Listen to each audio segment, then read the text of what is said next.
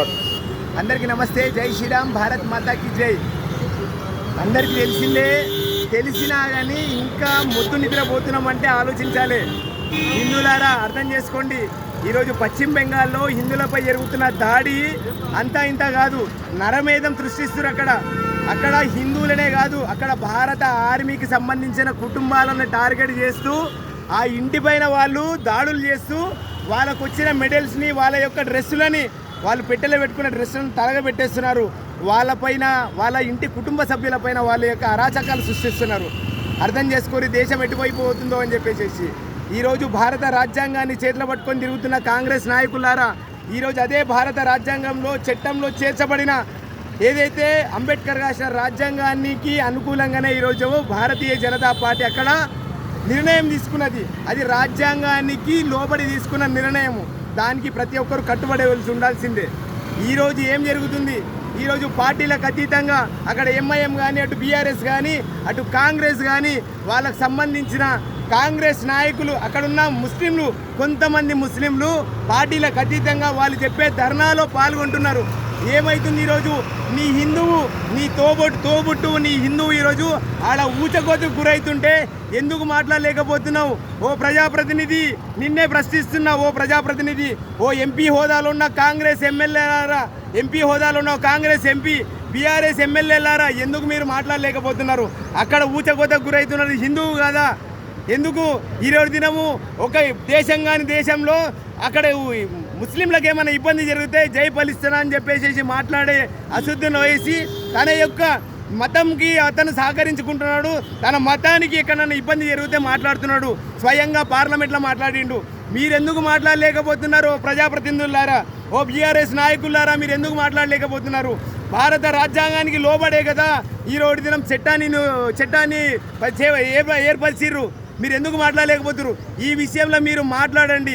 మల్కాజ్గిరిలో ఎన్నో ఎకరాలలో ఈరోజు వక్ఫ్ బోర్డు ఆస్తులను వక్ఫ్ బోర్డు అధికారులు అమ్ముకుంటే ఇక్కడ మతాలకు అతీతంగా, కులాలకు అతీతంగా కొనుక్కొని ఈరోజు దినము ఇళ్లలో ఉంటున్నారు. అక్కడ ట్యాక్సీలు కట్టుకొని, అక్కడ రోడ్లు వేయించుకొని, అక్కడ స్ట్రీట్ లైట్లు పెట్టుకొని ఉంటున్నారు. అది ఇక్కడున్న స్థానిక ఎమ్మెల్యేకి అందరికీ తెలిసిందే. ఈరోజు వక్ఫ్ బోర్డు అధికారులు అమ్ముకున్న స్థలాలు ఈరోజు దినము మళ్ళీ వచ్చేవి వక్ఫ్ బోర్డు ఆస్తులు అని చెప్తున్నారు. అది ఎంత మట్టుకు సమంజసం? అది ఇక్కడున్న స్థానిక ఎమ్మెల్యేకి కూడా తెలిసిన విషయమే. ఈరోజు ఒక చట్టం చేసిర్రు, ప్రజలకు ఉద్దేశించి, ప్రజలు సంరక్షించబడాలి, ప్రజలు సంతోషంగా ఉండాలి. మైనారిటీలు ఈరోజు సొంత ఇళ్లలో లేక ఈరోజు ఇప్పటికి కూడా కూలీ నాలి చేసుకుతున్న ముస్లిం మైనారిటీలకు ఈరోజు న్యాయం జరిగే విధంగా ఈ చట్టం ఉంటుందని చెప్పడం జరిగింది. దానికి మీరు ఎందుకు మాట్లాడతలేరు? ఈరోజు మీరు రాజ్యాంగానికి లోబడి ఎమ్మెల్యే అయ్యారు కదా, అదే రాజ్యాంగం చేసుకున్న చట్టాన్ని మీరు ఎందుకు బయటకు వచ్చి ప్రజలకు ఎందుకు చెప్పలేకపోతున్నారు? స్థానిక ఎమ్మెల్యేకి నేను ప్రశ్నిస్తున్నా. దయచేసి ఇప్పటికైనా కానీ ఈరోజు బెంగాల్లో జరుగుతున్నది నాకేం సంబంధం అనకు. రేపు ఈ తెలంగాణలో జరుగుతుంది, రేపు నీ నియోజకవర్గంలో జరుగుతుంది. నీ మౌనము అర్ధాంగీకారము. మనిషి మాట్లాడకపోతే ఆ దానికి సహకరిస్తున్న సంగతి నువ్వు మర్చిపోకు. ఇప్పటికైనా దయచేసి స్థానికంగా ఉన్న ప్రతి ప్రజాప్రతినిధులు, ఎమ్మెల్యేలు, ఎంపీలు ప్రతి ఒక్కరు మాట్లాడాల్సిందే. అక్కడ అది దేశం కానీ దేశంలో హిందువుపైన దాడి జరుగుతలేదు. మన భారతదేశంలో మన పశ్చిమ బెంగాల్లో జరుగుతుంది.